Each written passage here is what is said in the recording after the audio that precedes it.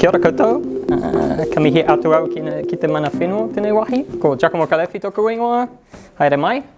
So welcome, small but selected crowd, which is great. I'm Giacomo Calefi. I work for Taranaki Offshore Partnership. Some of you know we're looking at this offshore wind project potentially off the coast of South Taranaki. We're in the absolutely feasibility stages. There's very, very early stage of understanding whether offshore wind is the right technology for the country and whether South Taranaki is the right place to do it. So if you have come to other presentations, you'll know that, again, we're at the very early stages of investigations, working a lot with government to understand what permitting regime would look like and so on. Today is a little bit of a different chat. I'm not going to talk much about the project, but if you have questions, jump in. It's more about a topic that I get actually asked about quite a lot. Now obviously it's not working.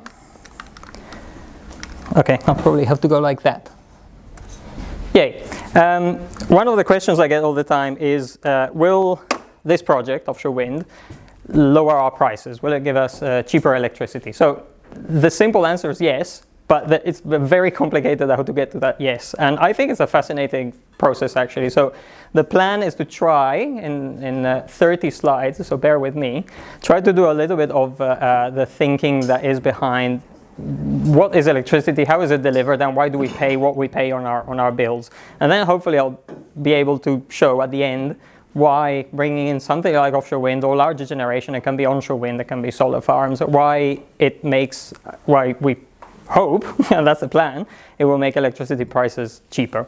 So I'll just run through a few points. Well, first of all, I guess, without going into much physics, because I don't want to do that, but what is electricity? I think we all have a feeling for sort of electrons flowing in a cable. Let's leave it at that. And basically, these electrons will allow us to do things like switch on a light bulb or generate power or do things that are useful for us. Worth saying, electricity clearly exists out there. It's we all have the example of where it exists, and I think it's quite cool that humans over in the last few hundred years have actually learned how to make electricity. And this is a very easy, simple diagram of how you make electricity. If you have a shaft and you wind copper wire around it, and you spin that shaft in basically a bunch of magnets, this magically generates electricity that can flow into the wires and power us. How you decide to spin this thing can be various things. It can be a diesel generator, so you're pouring diesel into a machine that turns that and generates power. Or it could be, for example, a wind turbine that is spinning because of the wind and is making the generator generate electricity. This is all stuff. I'll try and go quite quickly. Hopefully it's useful. How we measure power. We use power and electricity sort of interchangeably, those two words, but we measure it in watts, after the name of Mr. James Watt, who was an inventor in Scotland in the 18th century. So 1 watt. We're all fairly familiar with the idea of watt because when you change a light bulb, normally a light bulb will be 60 watts. That gives you an idea. So 60 watts power a light bulb. And then we talk about kilowatt, that's 1,000 watts. We talk about megawatt, which is 1,000,000 watts. So basically, the bigger the number, the more power we're talking about. And just to give an idea, a heater, that electric heater that we have at home could be 1 or 2 kilowatts. So 1 or 2,000 watts to switch that one on. When we're talking about megawatts, for example, a hydro dam in the South Island, Manapuri, which is the largest hydro dam, is 800 megawatts, so 800 million watts. So again, if you're thinking that one light bulb is 60 watts, that thing generates 800 million watts. So big numbers. So what's this terawatt you see in the paper from time to time? Yeah, terawatt is 1 trillion watts, so it's 1,000 billion times more watts. Than megawatts. It's 1,000,000 times a megawatt. Oh, okay. Yes, 1,000,000 megawatts. Yeah, it's a big number. Yeah, huge. I mean, I've seen it in paper from time to time. But yeah. I'm assuming it's big, but I mean. Yeah, and I quite like this number here, which is the power of the sun. The power emitted by the sun is 385 billion trillion watts. Anyway, yeah. gives you an idea. But this is mostly to say, the numbers that you will hear are kilowatt, megawatt. That means sort of a kilowatt is 1,000 watts, and a megawatt is 1,000,000 watts. That's how we measure power. But the thing that you pay in your bill is not power, it's energy. So, if you have a 1 kilowatt heater, for example, and you switch it on and off, you're not going to pay a lot. But if you leave it running for an hour, you've used a kilowatt for an hour. That's called a kilowatt hour. That's the thing that you pay your electricity based on. So how many kilowatt hours you use in a year or a month, depending on how you pay your bills. I have never found the idea of kilowatt hours super intuitive, so I try to explain it to myself, and I hope this doesn't confuse you further, but I try to think of, imagine that a kilowatt hour, imagine electricity was liquid, and a kilowatt hour was like a liter bottle. So you can imagine that that's kind of what you're paying, that's your fuel, right? And you could imagine that then you're running your 1 kilowatt heater with a liter of electricity. I don't know. This helps me to kind of imagine how it works. Obviously, electricity is not liquid, and it doesn't quite work like that. But and just to give an idea of how much a project like offshore wind could generate, I guess you're all familiar with the milkers, the milk tankers from Fonterra. So if electricity was liquid, following this idea, 1 liter was 1 kilowatt hour, we would basically, with an offshore wind farm this size, we would fill a Fonterra tanker in less than 2 minutes, just to give a feel for things. So you can now forget about the electricity being liquid entirely. So that's what electricity is. Now the second part is more about how does electricity get to us, because we're quite used to, flick a switch, you have the lights on. There's a lot happening behind that, and to actually make it happen. The journey happens through these 4 stages, let's say: generation, transmission, distribution, and then your house. Generation, obviously, electricity is being generated somewhere with that concept of a generator that we saw earlier. It then goes into high voltage pylons, and I will talk about all these various stages soon. It goes into then distribution, so smaller pylons that we'll talk about as well, and then it gets to your house. Your house means your house or an office block or a industry or whatever. I'll just look at the various phases individually. Generation is the first one. Here you have some examples of generating plants, power generation plants in Aotearoa. So top left you have Clutha Dam, which is in the South Island, one of the largest dams in the country. I must say I'm not sure where that onshore wind farm is. I suspect it might be the one near Wellington. And down there you have Huntly Power Station, which is up in the Waikato, which is the largest power station in the country. It burns gas and coal. Here on the map I put a few of sort of the larger power plants across the country. Down here it's quite cool to see how they are kind of split across the country. And down here, someone at the door. Down here at the bottom of the South Island you mostly have dams, large hydro dam reservoirs. We have Manapori, which is 800 megawatts, Clyde 430 megawatts, and Benmore at 500 megawatts. Good evening, welcome. In the North Island we have, for example, Turitea, which is an onshore wind farm, 200 megawatts. Obviously you have your own YPP Waverley wind farm, which is I think 230 megawatts. Stratford gas power plant, some of you might know about that one. There's the geothermal fields in the middle of the North Island, so the Rotorua, Taupo. Huntly, as I mentioned up there, gas coal.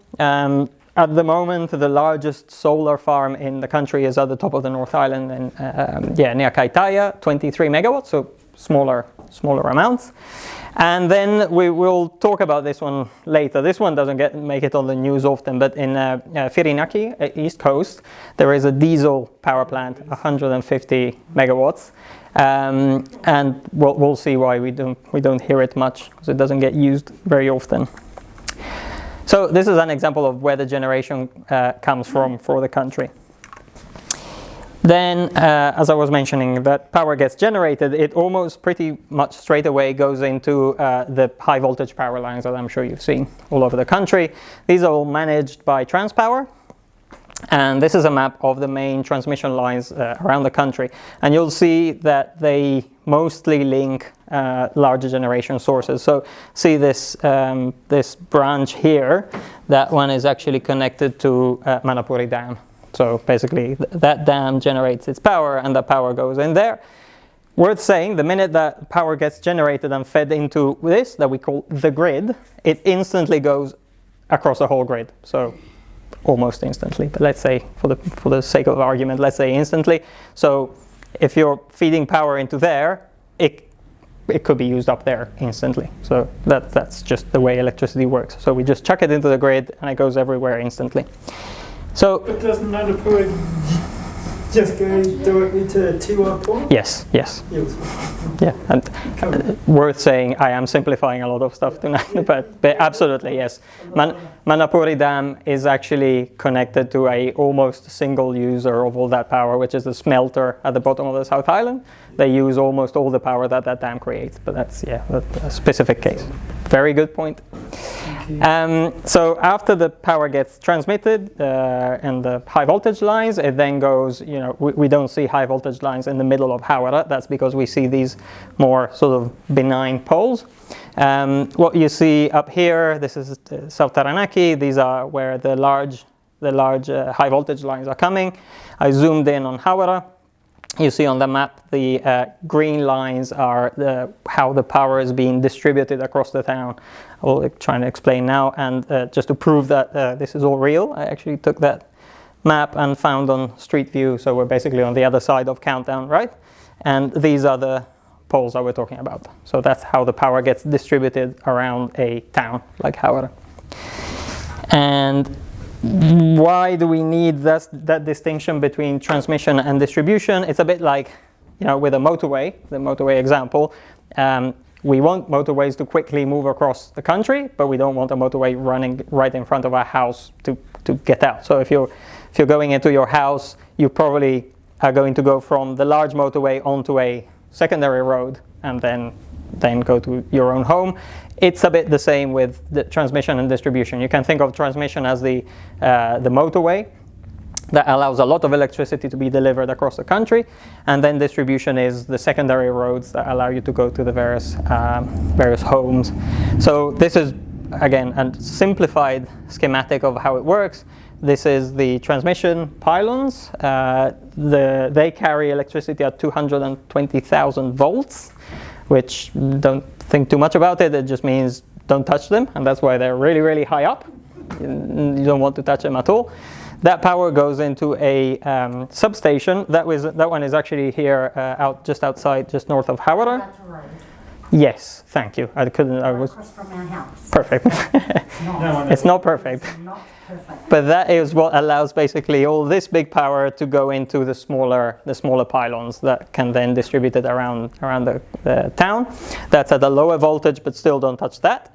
That eventually will go into some sort of cabinet like this, the green transformers that you see around town, and then eventually it will make it to your home or to here at 220 volts, which is the voltage that pretty much everything runs at. So the idea is, you wouldn't want to plug that straight into a home because it wouldn't work very well. The home wouldn't be there for very long. Once the electricity makes it to your home, and again, your home is offices or industry or whatever. This is a bit of a breakdown of how we typically use electricity across the country. So most of the electricity used in the country is actually industrial. For example, the smelter at the bottom of the South Island uses something like 11% of all electricity, that one factory, because they need a lot to melt the aluminium. 32% is used in residential houses, and the rest is offices, shops, and so on. And typically inside a house, the most of the electricity is used for water heating. If you have electric boilers, electric water heaters at home, that's where most of your bill is probably coming from. And electronics, refrigeration, heating space. So we know that New Zealand uses a lot of electric heaters to just warm homes, and there's a bit of a breakdown of where all the use is coming from. Okay, so this was sort of the basic. Now we go into the, I think, fascinating part. It's not super straightforward, but I'll try, and I had to sort of make it very easy for me to understand, and hopefully I'll manage to convey this to you as well. Why do we pay what we pay for electricity? Who decides what electricity costs? It's quite a process, but let's see if we manage to go through it together, and I'm sure we will. First of all, we have what is called an electricity market. And why is it called a market? Because just like a market, electricity is a commodity, we say, that is being sold by someone and bought by someone else at a price that varies. We're all familiar with the concept of a market. This electricity market does something pretty remarkable, which is every 30 minutes, it works on 30-minute intervals. Every 30 minutes of every day of every year, the electricity market is determining who should produce electricity of all those generating power plants that we saw, who should be running, where the electricity goes, and what the price should be for the next 30 minutes. So keep that in mind as we look into that.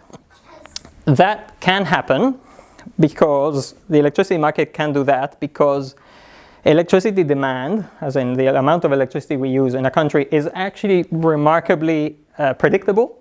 It tends to be almost the same. Obviously, over decades, populations grow, and we need more electricity. But the way electricity is used is pretty predictable from year to year. It changes very, very slowly. And here, you just have a snapshot of obviously electricity use in New Zealand is very different based on the season. In winter, South Island is using a lot of electricity for heating homes, and that is in complete contrast to summer where the country really doesn't use that much electricity in general. So it's important to have that aspect of predictability, and it will become clear why. I have a couple of graphs. Sorry about that, but I hope to keep them simple.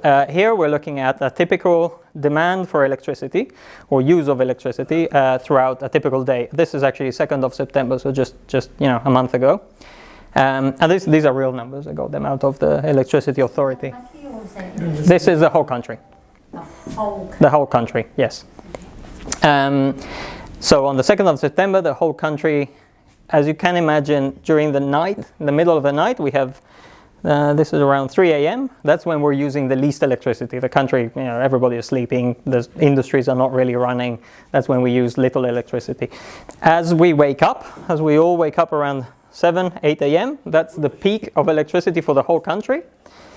During the day, it kind of slumps a bit, and then we have another peak in the evening when everybody goes home from the office or from work and switches on the kettle to prepare dinner and so on.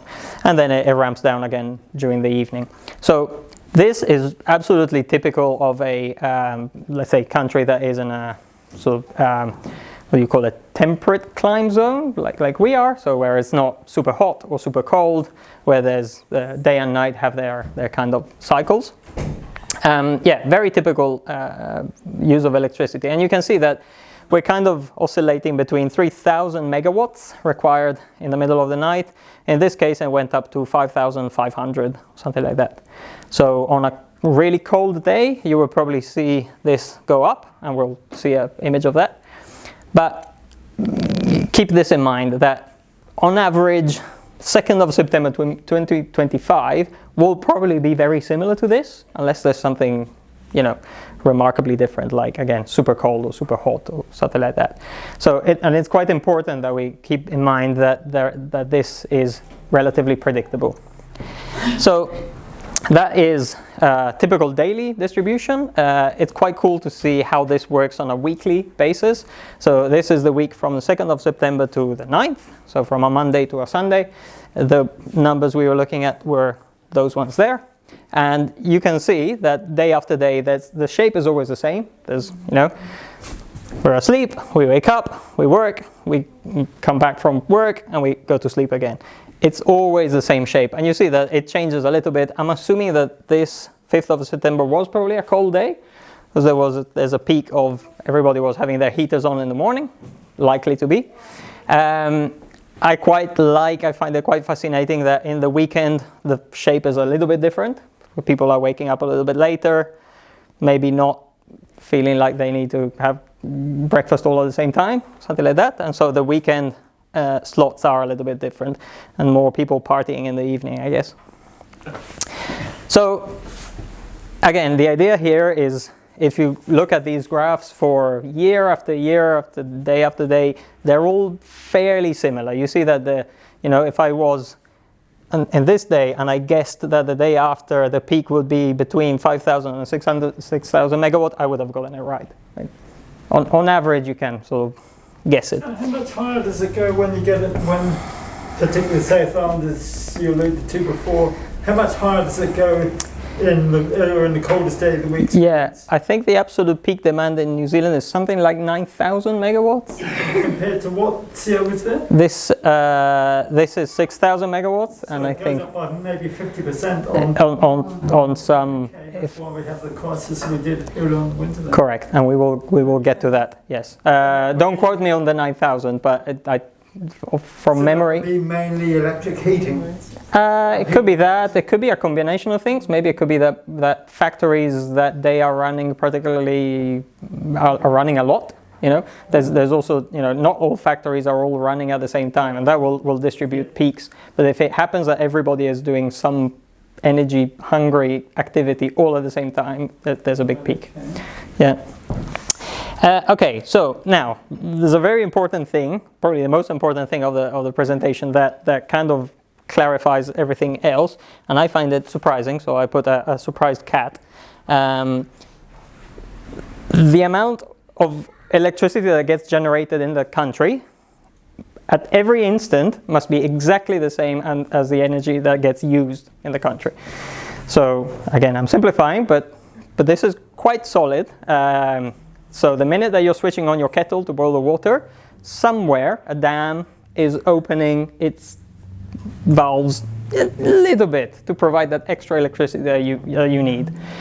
Now imagine that multiplied by millions of people doing all their different activities at any one time, and you're like, how on earth can that be manageable? And this is where I'm trying to go with the explanation. So the reason that is important, that this balance between electricity generated and consumed, is because you might know a lot of the appliances that we have run at a certain frequency. It basically means the electricity that's being fed needs to have this particular characteristic, which is be at 50 hertz, exactly 50 hertz. Let's not worry too much about what that means. It basically means that the electricity needs to have this specific characteristic, and it's the role of Transpower that we mentioned earlier. Aside from owning those big high voltage lines, they also have another super important task, which is make sure that the whole grid is at 50 hertz all the time. They have huge penalties if it just goes beyond, I think, 49.8 or something like that. And yeah. Why is that? Because basically the grid is optimized to work at 50 hertz. All your electric appliances work optimally at 50 hertz. Your toaster can probably work okay at 49.5, but medical equipment in a hospital, for example, would not like that. So this is basically, it's a convention. We're saying in New Zealand, we're only selling appliances that work perfectly at 50 hertz. Someone needs to be in charge of making sure that that's exactly what's coming out of the sockets at all time. So what happens if it goes over that? If it goes over that, the main risk, aside from appliances not working, is that some of the generation power stations, they are kind of banking on feeding at 50 hertz. If they see something different in the grid, they might, it's called trip. Basically, some of the power stations shut down because they cannot cope with a different frequency. That makes the frequency change even faster, because that balance is kept by how much power is generated and how much power is used, and that would cause effectively a blackout. That's what happens when you have, and it's quite rare, but it happens, a whole country shutting down, all the lights in the country shutting down. It's normally triggered by something like this. Something has started moving the frequency, and no one has managed to correct it in time. And it's a huge deal, it's and also because it takes... Especially to colonize people, it would be. I guess so, yeah, especially. And it's really difficult to restart a country that is where all the electricity has gone off. So no, it's a big deal, and that's why Transpower they have huge penalties if this doesn't work. But worth saying, you can imagine this dial is constantly trying to move, and you keep it exactly at 50 hertz, making sure that, again, the electricity generated is exactly the amount that gets used by consumers. This is done on a 30-minute basis, as in every 30 minutes, Transpower needs to estimate exactly how much electricity will be used in the next 30 minutes and make sure that all the power plants around the country are switched on or ready to go to provide exactly that amount and make sure that it gets delivered to the right places. So not a simple task. They do this through a thing called dispatching, and now I'll try and explain a bit what dispatching means with a couple of cases. So let's look at this is very similar to the curve we were looking at earlier. I fudged a couple of numbers just to make it look a little bit better, but same idea. We have a curve which is low in the night. There's a peak in the morning, a peak in the evening, and so on. So let's look at Transpower having to say it's 2:30. Sorry, it's 2:58. Transpower needs to figure out, okay, at 3 a.m., how much power do I think the grid needs? And, looking at a typical case, maybe the one from the year before, they would say, okay, we estimate it will probably be 1,500 megawatts. That's the amount of power that for the next 30 minutes, all power stations across the country will need to come together and provide to the country. So if we go back to the image I was showing earlier, I sort of simplified the power generation in the country with these power plants, which all have a name. Transpower basically goes out to all of these and says, okay, for the next 30 minutes, how much power can your power plant generate, and how much do you want to be paid for that power? So there's two things. Every 30 minutes, every generation plant in the country has to provide to Transpower. Here, I'm just using some guesses to build this journey together. So let's say that the dams come back, the owners of the dams come back, and for example, Benmore down here says, hey Transpower, for the next 30 minutes, my lake is full. I can switch on my turbines, we're all good. I can provide you my full 540 megawatts of power. The lakes are quite full. These dams have been paid for ages ago. It doesn't cost a lot to run them. I can sell you my electricity quite cheap. And so they say, pay me $20 per megawatt hour for the next 30 minutes. Cool. Then Clyde Dam says the same, $20 a megawatt hour. These again, are just don't think too much about the numbers. It's just an example. Say Manapuri Dam. It might be that they had a little bit less water coming in that year. Maybe it rained a little bit less than normal, so their lake is not completely full. They're a bit unsure about releasing too much water, and so they're like, we can provide our 800 megawatts, but it will cost you a little bit more. Let's say $40 a megawatt hour. The wind, maybe the wind says we can give you our 200 megawatt at $60. The geothermal maybe at $80. Stratford gas power plant. Now they have a difference from here upwards. All these power plants use renewable energy. They don't have to pay for fuel, right?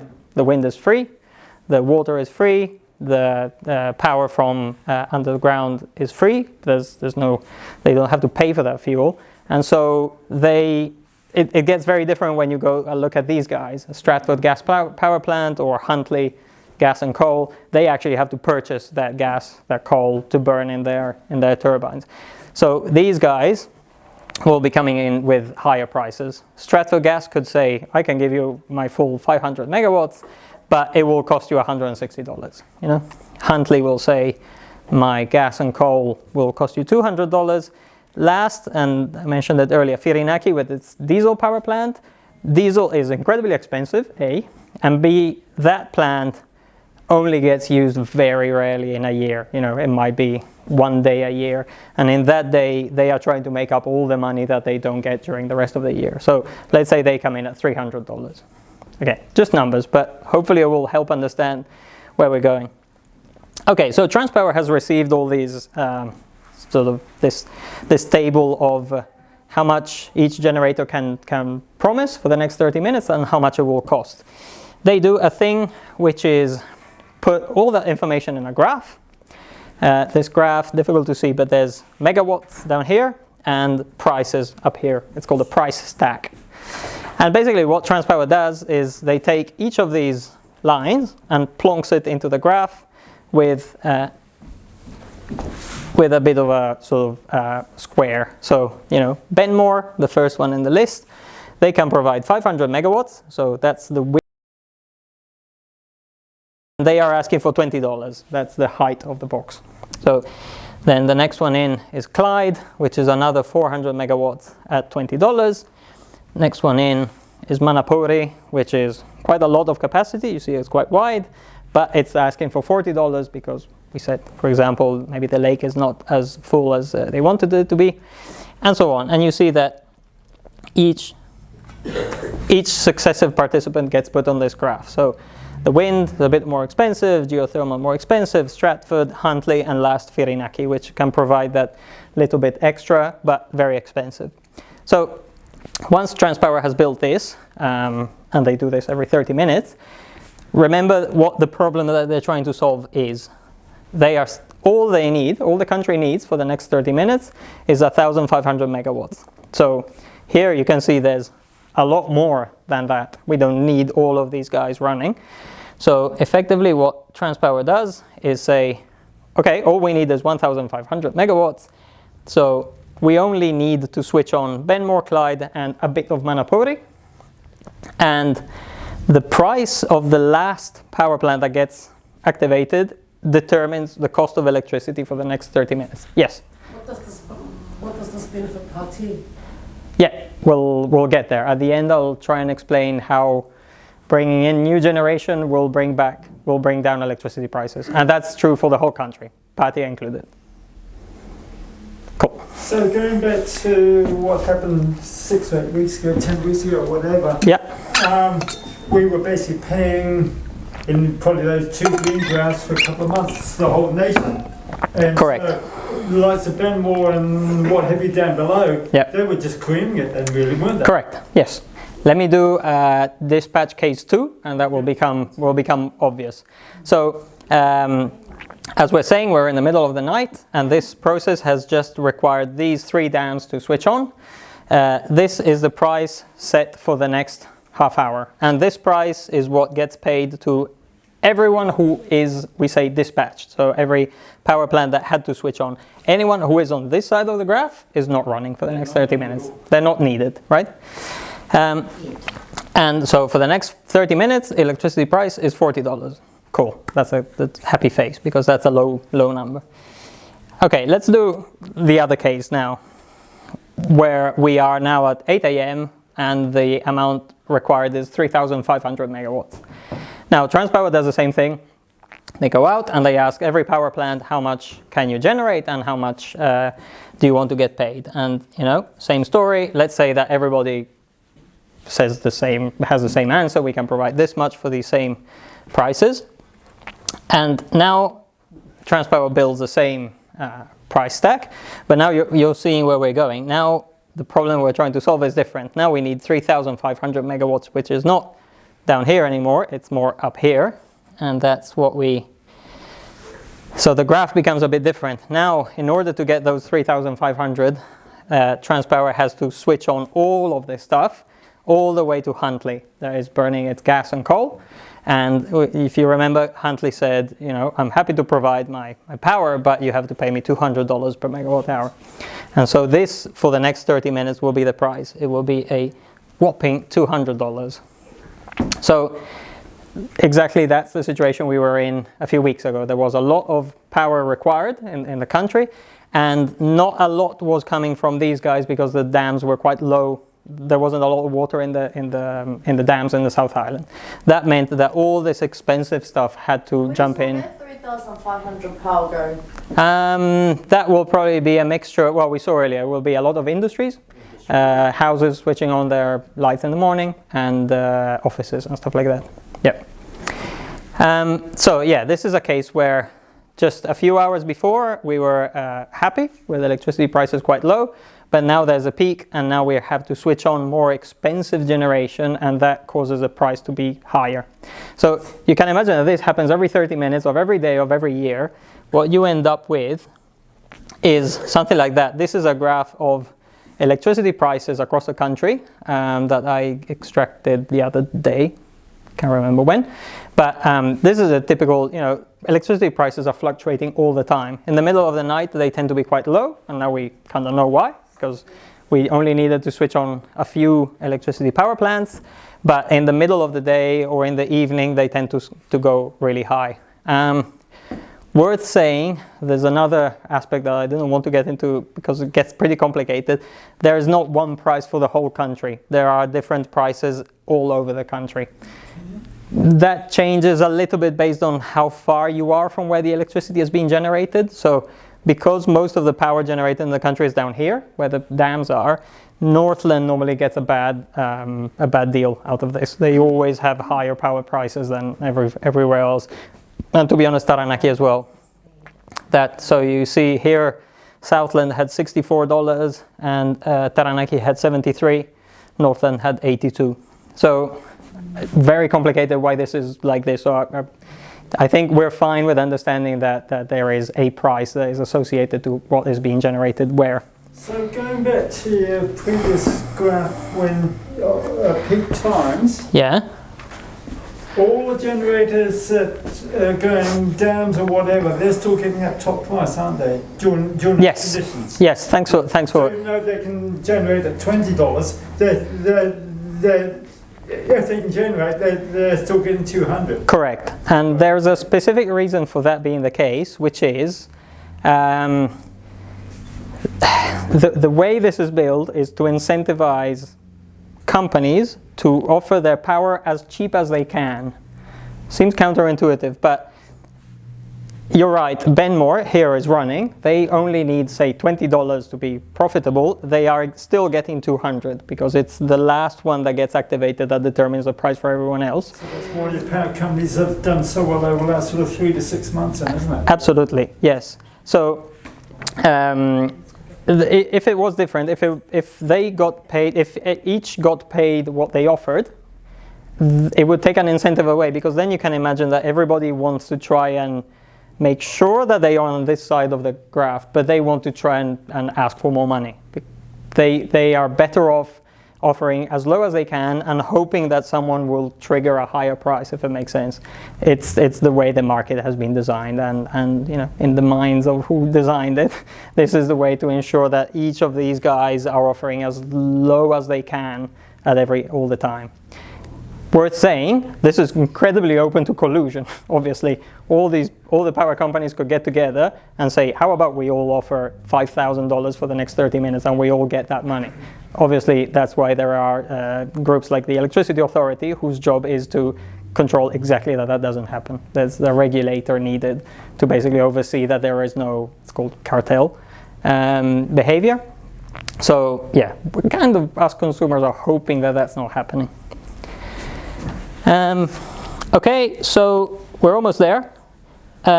We're missing one participant in this game, which is we don't buy our electricity from the generators or transmission or Transpower or the distributors.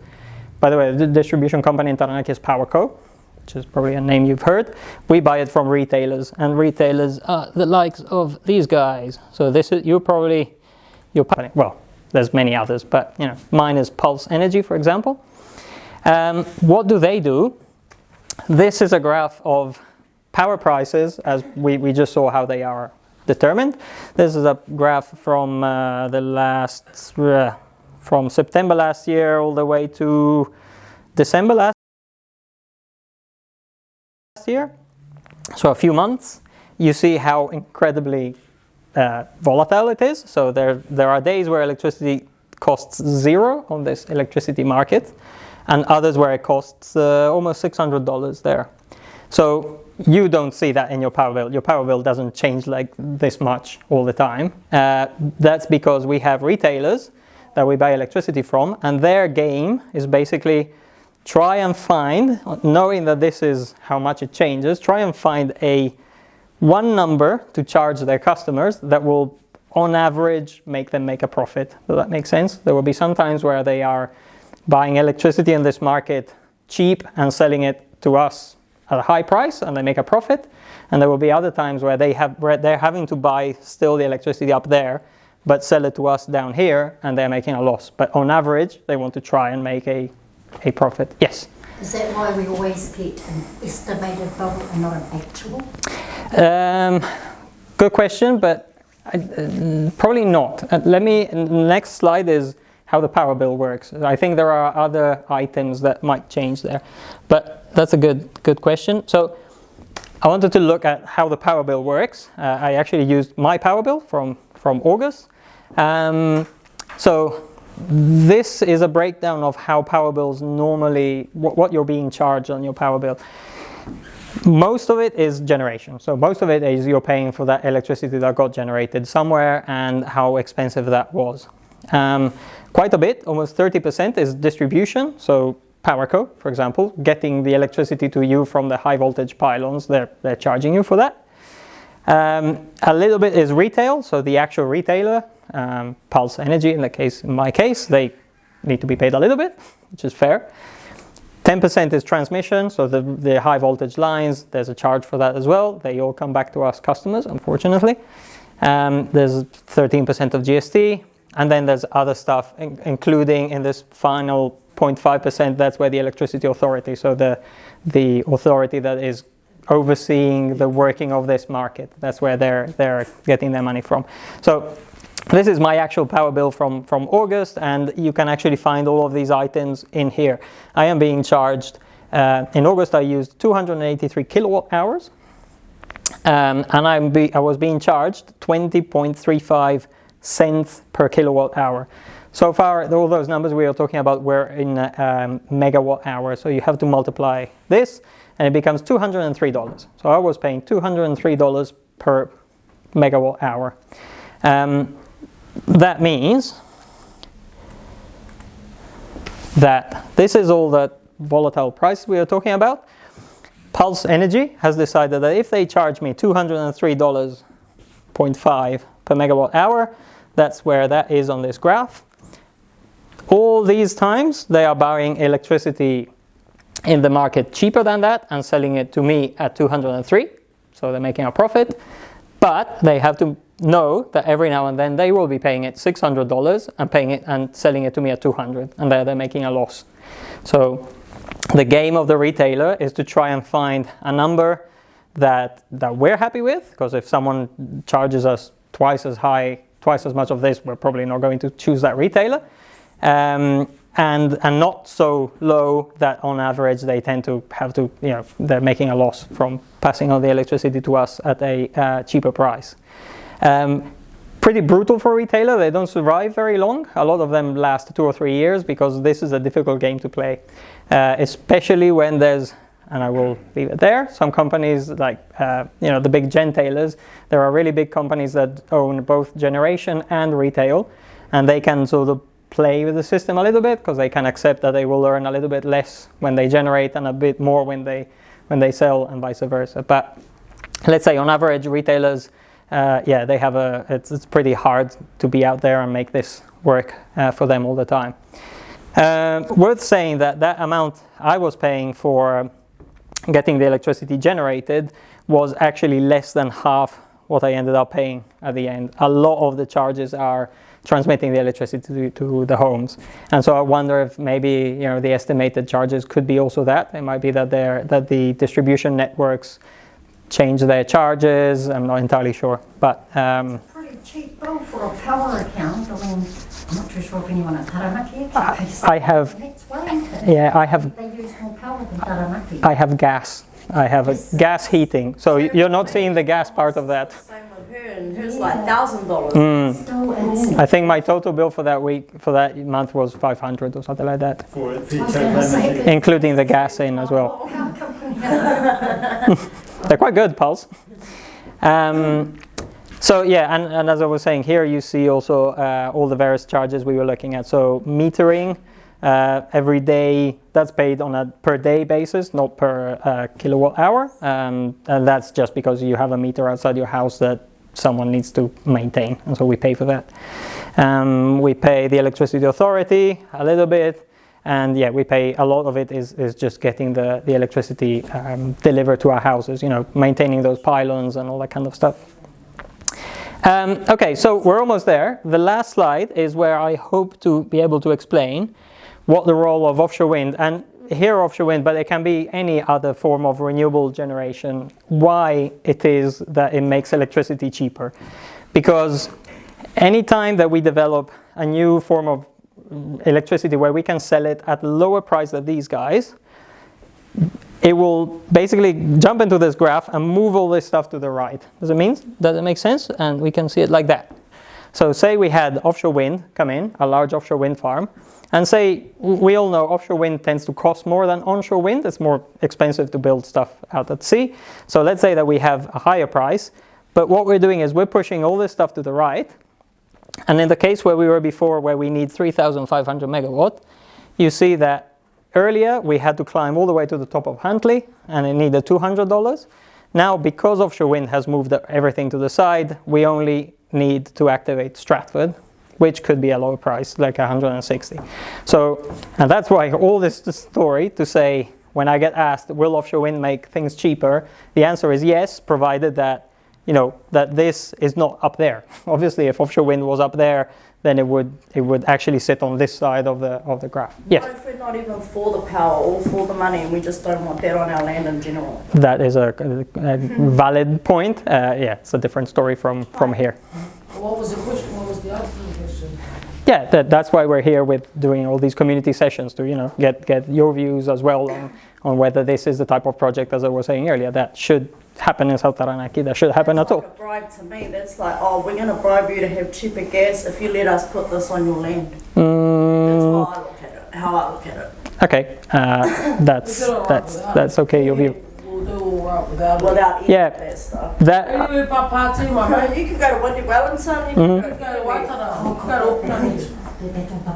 Well, we haven't really done that well, because I mean, It's just I'm a land shareholder for the land we use want to put all that, and I'm saying no. Yeah, as I said earlier, yeah, we're at the very early stages where we're reaching out to understand if communities don't want it. There's a lot of people who say they might want it, and so we have to hear all views. But What if they do want it? Yeah, there's quite a few people who think that this could be a solution for the future to keep power prices low. Worth saying, there's a lot of predictions of New Zealand needing a lot more electricity in the future, and if there's not enough of the cheaper solutions built, like onshore wind and solar, we're not saying that you shouldn't build onshore wind farms. This is just another thing that we risk in 10 years' time otherwise to just not have enough electricity. That's why I'm here. I wasn't actually coming, but my sister who works for the council told me that Ngā Te Ronui, Ngā Rouru and Ngā Ruihini gave you the blessing to go out there. Not to go out there. We had the blessing. Okay to go and do what you want to do. No, we're still. They don't even own the land. Yeah. They don't even live there. I live at the beach myself. Me and my 5 kids live down there. Yeah. No, we didn't get any blessing at all. And again, we're making sure that we talk about it so that we understand people's views, and your views are important, and we're hearing them, and that's why we're here talking about it. Consultation? Yeah. Well, consultation. There's no formal consultation yet. We're not even in a consenting space.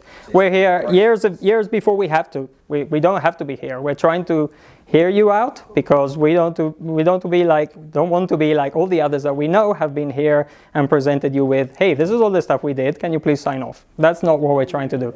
Like asking us if we want to. You should be agreeing to our regulations, not us agreeing to use. Exactly. And absolutely, and that makes sense. And it's a bit weird that others haven't realized that sooner, to be honest. But yeah. Thank you. Jackson, you showed a previous slide of Mr. Watts. Yes. Why has nobody gone back to Tesla, who was the original person that found electricity free for everybody? Why is nobody getting into that? That's a good question. Tesla was Why are we having to pay for our own resources in our own country to make money for overshore's people? Those are valid questions, and it's someone has to go out there and harness the electricity, and that's expensive, so they should be paid, I guess, in a way. That's what I'm saying. Why has somebody not looked at Tesla's idea, even though J.P. Morgan might have stolen it and stuff like that? However, why are we not going back to that? It sounds like it is all about profit. A lot of the world runs on profit. I will go with you on that, which is sad in some cases. In some cases, it's working perfectly. If we're here having the style of life that we have is a lot because a lot of people are making profit, and it's It all falls down to money. Say again? It all falls down to money. The all source of all evil is money. People kill over it. People fight over it. Yeah. It all falls down to that. Hey, I agree with you there. Money is a thing that, if used well, has given us a lot. It often doesn't get used well. But then we're getting a bit philosophical. That was not the idea behind my presentation. But hey, look, we really are trying to do this sort of following the right path. You just look like I'm not upbeating in a bad way. I'm up and on the street. And we would rather hear the story straight again, because there's no point in us sticking around for a few years and then 5 years from now you're all telling us, hey, we told you 5 years ago that you weren't supposed to be here. We'd rather find out tomorrow and so on. Hello. Wouldn't it make, has your company or the company that you work for any plans to do this further north? Because to me it would make more sense to put something offshore nearer to Auckland or Kaitaia. Yeah. That they would necessarily want it, for sure. But because of the way that you've talked about the transportation of power? Yeah, no, that's a very good point. Auckland is the #1 user of power of the whole country. Any new form of generation wants to be as close as possible to Auckland. Offshore wind, there's not many places in the country where it can happen, actually. Mostly because the turbines that we're looking at are fixed to the seabed, and they can't be the water can't be too deep. So South Taranaki is blessed by incredible wind conditions. You guys have the best wind resource in the country, and the water is not too deep. So that's the reason that most developers are considering South Taranaki, because it's the place where it kind of is possible to do it. And it's very windy. Waikato, off the coast of Waikato, would be another place where it's vaguely feasible, but not as good wind conditions as here. But Waikato does have that added advantage of it would be closer to Auckland, so it's a bit more interesting from that perspective, if it makes sense. Northland doesn't have very good wind. That's a problem. I thought they were putting it onshore and Lightbulb. Yeah. So onshore wind doesn't need to be as offshore wind generates a lot more electricity because it uses higher wind speeds. With onshore wind, you don't need those high wind speeds, and you can still create. So let's say putting offshore wind all the way up in Northland would be wasted in a way, because the wind speeds aren't very good, but they are good for onshore wind turbines, if it makes sense. How much can each of these generate? One of the ones that we're considering for the project is 15 megawatts, so 15,000 kilowatts, 15 million watts. Yeah, so the ones in Waverley are, I think, 4 megawatts. These basically use higher winds, and the components are bigger, so it kind of extracts more energy from the wind. That's one of the reasons I get asked all the time, why do you look at offshore wind since onshore wind is cheaper? Fair enough, it is cheaper. It's cheaper to build on land than build at sea, but these things just generate electricity more efficiently. And so it's worth asking, would we want one power plant that generates a lot of electricity efficiently versus we estimated it would need 7 onshore wind farms to make the same power as this? That's a question worth asking, we think. And again, we haven't decided if that's the case, if it's actually best to do 1 offshore wind farm versus 7 onshore wind farms. We think it's worth asking the question, and part of asking the question goes through listening whether communities would rather have 7 onshore wind farms versus offshore and so on. It's pretty complex, lots of parts to sort of orchestrate. Does it cost thousands? If one breaks, does it cost thousands and thousands to fix it? To the company that is running it, yeah, they're pretty expensive, especially the ones offshore, because it's difficult to get out there. Yeah. The thing is, at the end of the day, though, that graph you got on there at the moment, I mean, that's the running of the nation. That's people's jobs, it's people's incomes, it's people's lifestyle, it's putting food on the table. Now, if you're not going to generate enough power nationwide, then hey, some of those jobs are going to be gone, aren't they? So how the hell do we pay the bills as a nation? And there's a big issue with power prices being high up for that long time. A few weeks ago, you probably saw. So this winter that just went past, there was very little water in the dams in the South Island. There was what we call the dry year. It didn't rain as much as it normally does. So those power plants were almost out of the picture. They weren't used. all of this stuff was what had to run. And as soon as you get a day where there's not a lot of wind, all of a sudden the wind farms are out. Geothermal normally runs but can only do so much. So for a few weeks, all that was running to keep the lights on, as the energy minister says, was gas and coal. At Huntly, we were burning a lot of coal. So super high prices. And we were talking earlier about how the electricity goes to your home and to industries. There are some large industries that don't buy their electricity from retailers. They actually buy it in that market that is going up and down all the time. And they all of a sudden were having, say for a month, they were running their factory, making their products, and they were having to pay electricity 10 times what they normally pay it. Not many factories can survive that kind of change in costs, right? And so we actually had several factories closing down. So this is a market that is not very forgiving for anyone who isn't prepared for years of prices changing. And that's the kind of damage that it can do. So a bunch of people lost their jobs because Huntly had to run instead of cheaper renewable power. So don't we actually, in this country, don't we have the wrong setup for power producing companies? We have... Compared to, say, some countries overseas? We have the perfect setup as long as we don't need too much electricity. So this all works very well as long as we're in this side of things, right? When there's not a lot of demand and when there is water in the reservoirs in the South Island, then everything runs quite cheap. But we are not what we call a very resilient system. As soon as there is a bit of a shock, for example, the year that it doesn't rain as much, then prices go up. And then you see who survives. I was mentioning earlier, we're talking about offshore wind and this project that would bring a lot of power. But really what we're talking about is a different way of looking at building power in the country. At the moment, there is incentive to only build a little bit more of power just when it's needed, but that doesn't save you from these years when things are out of whack and where there's just a lot of demand for power. We are looking about a different future where there's recognition that we will need more power and we would rather have it from all these sources rather than these expensive ones. Right.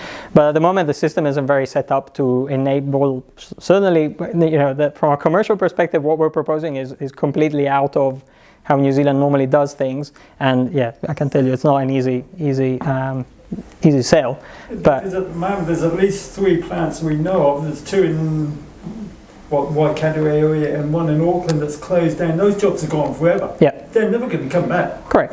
So I mean, and that's only ones that we publicly know about. There's probably more, I would suggest. Yeah, it's quite a bit. Let me go quickly back to... Works, isn't it? And Which all sorry? foreigners will be having, am I clear? yeah. What's that? Sorry? The jobs that are proposed for the locals would go straight to the foreigners that you already have for them? No, we're trying to do as much as we can we're trying to, again, be honest about what can be done here and what can't. So these projects, these components will not be built here, will not be built in New Zealand. There's no factories, not even Australia or Southeast Asia. But the wind farm will run, if it's built, will run for 30 years, and that kind of operations and maintenance jobs, there's a lot of stuff that we could keep in the country.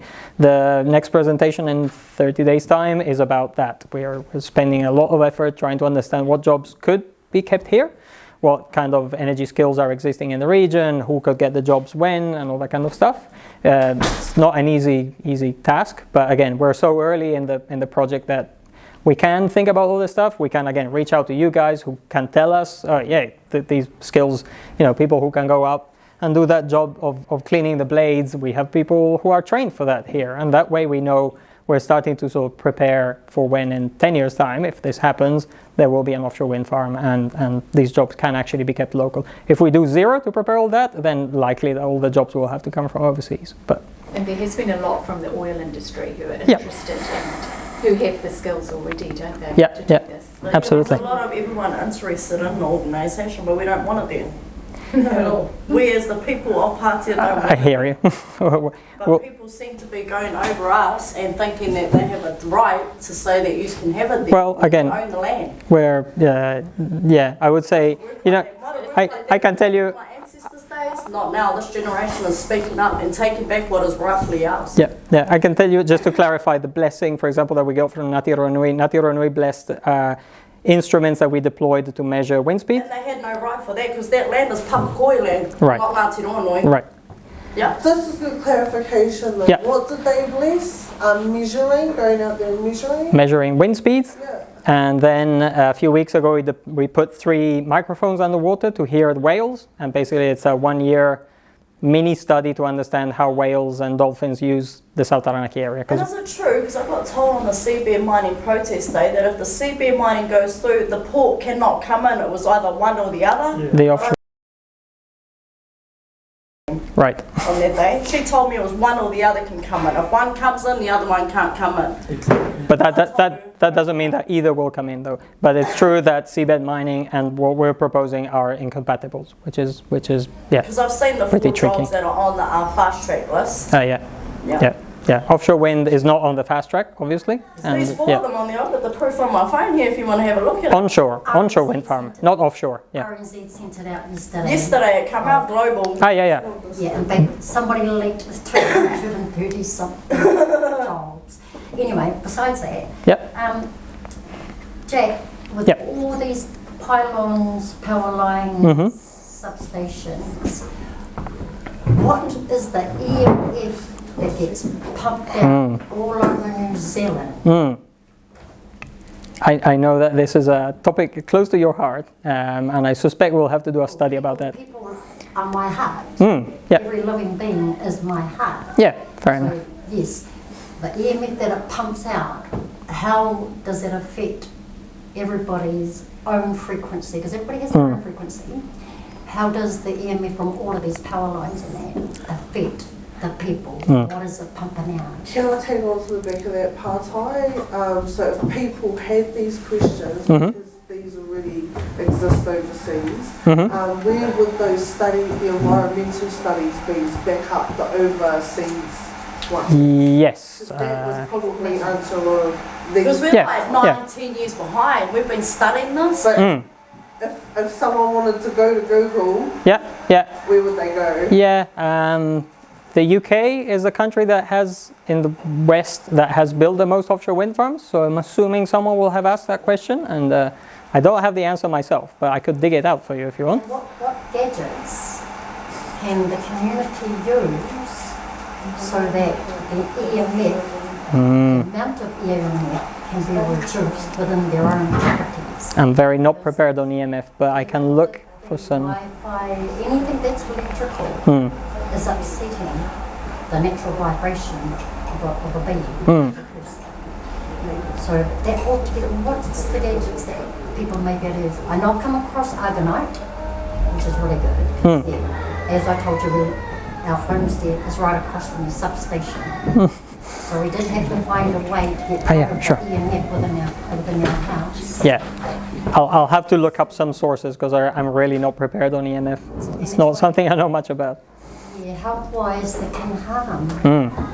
That's not what we don't want. You know, part of feasibility of offshore wind is we would not. New Zealand Super Fund, which is very invested in the country, is participating in this. They certainly don't want to build something that harms New Zealanders. So it's already here. That's what I'm saying. It's already here now. We just want to build bigger ones or extend them. They're getting bigger. That power station only used to be really little, the size of a house. I guess it's a balance of that versus how much more power we need. Yeah. And we're still living in the same, our homestead is still at the same place. And it causes much interruption, not only with the dogs, especially with our newborns. Plays with the brainwaves. I'll get you more info on EMF, promise. You'll be able to bring by somebody next time, maybe. Sure, Answer this question.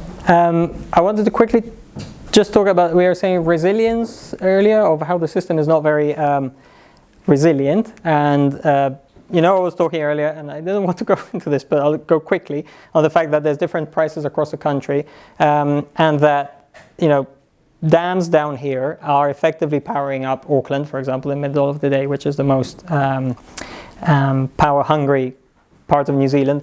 All of that relies on cables running underneath on the bottom of the sea between the two islands, sort of landing west of Wellington. That is probably the most critical part of infrastructure of the whole country from a power perspective, because every now and then it happens that those cables have an outage and don't work. Then these basically become two separate electricity markets. You know, all this stuff that we've been talking about how electricity is priced, you have to think that if those cables are not there, the North Island is now relying only on that stuff that is on the right-hand side of the graph. You know, how we show that the dams were pretty much all in the South Island. And so that means that when the cables go offline, and it happens from time to time, for a few hours, the prices in the North Island skyrocket and, you know, easy $4,500. And so that's one of the things that, for example, Transpower or the country isn't really addressing. They just say, oh, that doesn't happen that often. And we're saying, well, you know, it will happen eventually. And it's an example of how the system works perfectly when everything is working perfectly, but as soon as one thing goes wrong, it's a bit of a shaky system. So, you know, the question, does the system work perfectly? Sometimes. Don't they have about 4 or 5 different cables across in there? Yeah, but altogether they're not like redundant. It's not like they're 4, but you only need one. You actually need them all 4 running. If one has an outage, you can imagine it's like a bottleneck. There's only so much electricity that can go up, and the prices go up immediately. That's why there is value in more electricity generation being built in the North Island to make the North Island a bit more resilient by itself when those events happen. But again, that's not necessarily the way that the government or companies at the moment think about generating electricity. So, if your offshore wind farm goes ahead, will you say to the government or to whoever, we can supply power to you guys for, say, $50 a megawatt, 24/7 or whatever? Is that where you'd be coming from? Ish. Type of thing? Wind doesn't quite work like that because wind isn't always blowing. But I mean, offshore it's a lot more reliable than onshore. Offshore, there's more wind than onshore, yeah. So that's one of the reasons that sort of makes offshore a little bit more valuable, let's say. But we would still have to accept the fact that we won't always be generating. There will be some times where the power price is really high and we would be, happy to generate because we would make money, but the wind is not there. And so that's like, let's say an extra complication of what we call variable generation sources. So like wind or solar, obviously, solar doesn't run at night. And so they can only make their money during the day. All good? You mentioned earlier about we having to make more motorways in order to put some of these things up. And yes. You see it starting in Normanby, starting to put up a division in the roads. All right. How much land is actually being destroyed because we want to get to places quicker? Look, I'm with you on a lot of this stuff, on the fact that we are, first of all, one thing I didn't say is, we're talking about generating more electricity. There's plenty that we should be doing to use less electricity. We waste so much electricity. We need more motorways, we need more lights. When you have more lights, so it is still part of, isn't it? It's still connected to power. We're here providing a solution to a problem that we're trying to understand if it exists. If we all agree as a country that a problem doesn't exist, we don't provide a solution. It's as simple as that. But in terms of everybody's looking at it, which is going back to Tesla, and it becomes free for everybody. I tell everybody jumping for joy. Again, They do it because, as you said before, it's like a profit thing. So I think as those studies have been followed, but it's more you could assume safely they've been quashed because it's a free power source. Because these are the fundamentals of life. I mean, we just want to. Everybody's in survival mode. We shouldn't be in survival mode. We shouldn't rest when we die. We shouldn't rest while we're alive. I think these are. People having to go in these jobs, do jobs. Okay, they pay. That's because they want to. But they shouldn't have to work till they die or till they're old. They get on the pension. And what have they actually done all their lives? Yeah. But worked for another person, where they still end up with nothing and still have to pay for their debt. This is a lot of stuff that poor me cannot solve, I'm afraid. This is all stuff that you need to raise with government and the big powers that decide what gets done when we're playing in a system that has been designed by others and we're trying to do the best that we can in that system. But if the system is not perfect... So you can see they're not for the people. I agree with you. Yeah, there's a lot of that gets done that is not for the people. Thank you for seconding that.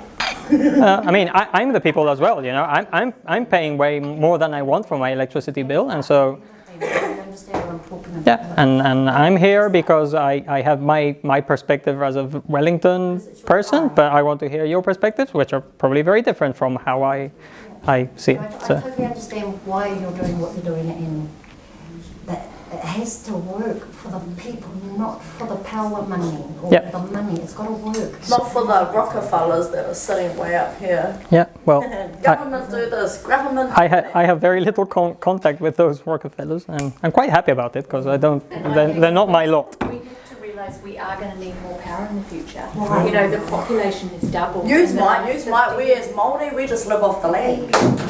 Use might. But we don't, Jackie. We've got to think. You can speak on your own behalf. And I'm so grateful for all this information. And I think we're here to learn. And Giacomo is going to be, you know, giving us more information. And that's what we just need to take it in. We can't change things that are out I'm not of saying that. No. I already know what's up in the zoo. I grew up with Bali Rio, who was like an activist but stood for the people.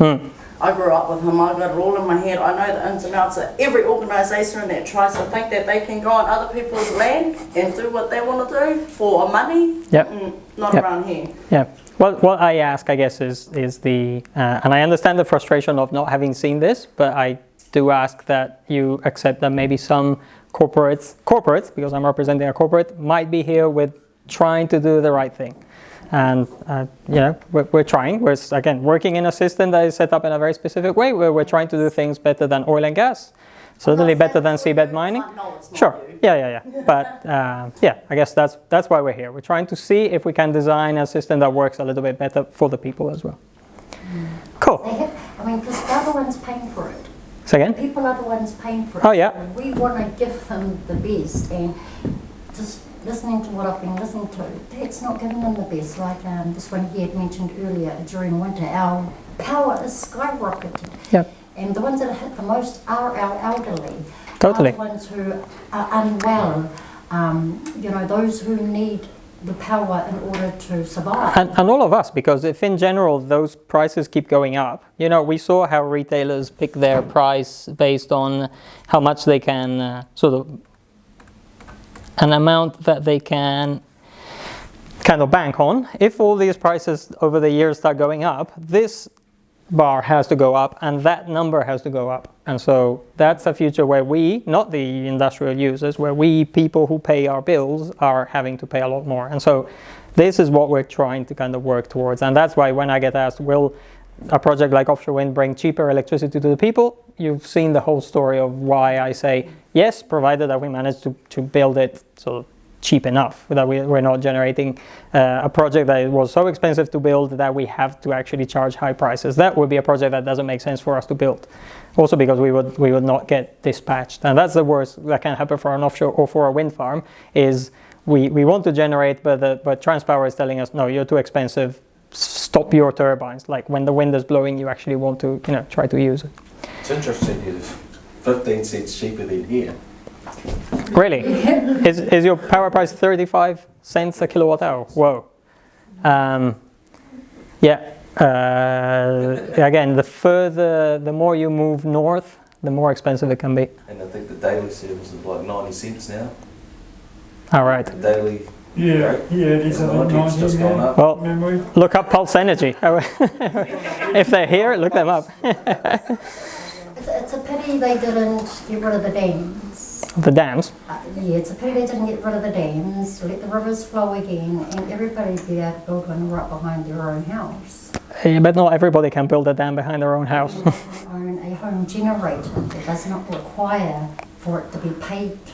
Yeah, again, a lot of that should be done. A lot of people should be generating more of their own power. For example, with solar panels, it won't make up all the amount of... What's that? Around about the end of the month, I got solar panels and battery backup going on in my place. Yeah.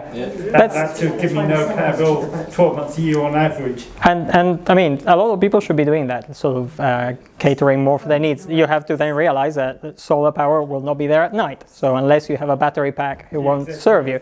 You might get... It's effectively uneconomical without battery backup. Yeah. And solar panel on people's roofs will not run industries, will not run offices. No, So, realize you know, what we're saying is it needs to be a little bit of everything. It needs to be reducing electricity use. It needs to be more people generating their own. And we think it also needs to be, it makes sense to have large projects here and there that are managed well, built well, and provide that big amount of power. So it needs to be a bit of everything. It's a pretty complex system, as you've seen. It requires a little bit of everything to chip in. The treasures that New Zealand Papatūānuku hold for those to actually make those solar powers, Yep. they're getting into our deepest treasures. Yep. They are the most expensive in our grounds. You take that away, something's going to give way. Like, if they keep sucking it out, something's going to fall in, and more than likely it'll be another town down the road or something is going to fill it. Yeah. So if we keep sucking from her, something's going to give. And we've already seen lots of Christchurch falling by the wayside, mind you. It was built on water anyway, so they sort of lent it out to people. But however, these are the things that really need to be considered from a human point of view, a living being point of view, not from a market, not from for power, not, you know. And you know what? That's a very interesting perspective that, let's say, offshore wind hasn't had to deal with in other countries. You know, when we build in the UK, nobody is telling us that we are interacting with a living being. And so it's, to be honest, for me, it's one of the cool things of being here and talking to Maori as understanding how a project like this could fit in the Te Ao Maori worldview, you know? Well, she feeds us. Say again? She feeds us. Yeah. She feeds me as well, I guess. Yeah. People die unless everybody wants to be placed there. But if you give to her, she will give back. But if we keep taking, what is she going to feed us? There'll be nothing to feed us with, because all the farmers will have the grounds won't be fruitful, will they? They're using, what do you call it, 100% urea. Of course it's not going to grow back or last as long. So, you know, that's important. These are very... Take out. Yeah. These are very big topics that, again, poor me cannot solve, unfortunately. But I'm very happy to hear them. It's all connected. Do you get what I mean? Yeah. Even though you're with the wind turbines, it's still connected. Yeah. So maybe you guys need a new mindset of how can we do this from a human perspective, and that's for the retail or the profits or the offshores, or do you get what I mean? And that's what we're here to explore with you guys. Cool. Yeah. Because that's what needs to be done. Great. Do you think there's, look, I'll be the first to admit it's never going to happen. Do you think there'd be a case for nuclear power in New Zealand? I get asked. No, I'm just saying I honestly don't think it will happen. But do you think? You know, I get asked that a lot. In the last few weeks, I've been asked about it 4 times, and I had never been asked it before. And I always say the same thing. I cannot get myself to say yes, we should have nuclear power. The 2 things that worry me the most are the nuclear waste that is there forever, and just Japan and all that. and the danger that every now and then there will be an accident because we are humans and we can't get everything. Things always go wrong regardless. And then it comes off the marine because it gets into the water. And so 100% no matter what. The people who are suggesting nuclear should be an option, it's because it doesn't generate CO2, so it's not carbon emitting, so technically it's a clean source if you ignore the fuel. And it does, I must say, I'm an engineer, so I like efficiency. Nuclear power plants are super efficient. They create so much power. And so I can see why that aspect is quite seductive for some politicians. But, you know, they take ages to build, to consent. So it's not the solution. Like if we decided now to have nuclear power, maybe in 20 years we have a power plant built. And in the meantime, what have we done? Just waited around. So, I personally wouldn't want New Zealand to solve it with nuclear power. See it either. I really don't. But unfortunately, quite a few people are starting to. Quite a few people are starting to ask the question, which is slightly concerning, if you ask me. It is still a source of energy worldwide. We have the 5Gs here. I think that's more than why we need more power. I mean, those are AI frequencies that disrupt, once again, the human body, the living beings.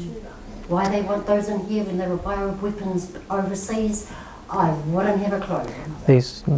We need a different presentation for all of that. They are very dangerous. Okay, Thanks, Fanu. Great to have you as always. So do you do this monthly, do you? Or? Yeah, we try to do every month, and it's a different topic. Good point, actually. The next, in a month's time, we're talking about jobs and training. So again, the types of jobs that offshore wind could bring and how Taranaki could benefit from it. So there's no consultation going on right now? But there's jobs It's just There's no, we're not on any consenting list or anything like that. We are super early stages. Yeah. We don't know what consenting will look like for offshore wind. It requires its own sort of setup. Yeah. Why would you be talking about jobs and training if there's nothing put in place? Because if we don't do any of that stuff and we get to build an offshore wind farm, in 10 years' time, there's 0 jobs that are happening here. And I think that will be a failure of, we're saying how to make these projects more catering to the people. That's what we hear a lot of people telling us. If we are okay with this project, if it brings jobs to the region, which is a fair point. Most countries have put the same point. And they don't come back into it all. Well, I mean, there's another mess left. That's what we're trying to avoid. That is the repetitions of history that we have seen. We're trying to do it differently. They create jobs and they leave the mess for the people. Yeah. Or gets hidden over by the Papatūānuku. Yeah, again, we're trying to do it differently. And the last session is in December, and it's about, I don't remember. It will come to me. We actually have it on the we have it on the poster at the entrance. Yes. It's more about it's more about the environment and caring for the environment. Sorry, that's a bit fused after after talking. So we try to do monthly, and this place we have Jessie, who's here 3 days a week. She was unwell tonight, but normally you can pop in and ask questions. There's my name on the door if you want to send emails. And Are you here all the time now, Jay? not all the time, but Jessie is here 3 days a week. Yes. Yeah. Is it one of your other colleagues? Is it one of your other colleagues? Yes, Jessie Webb. Yep. Yeah. Okay. Thanks a lot, and get if you want to get something on the way out, good food.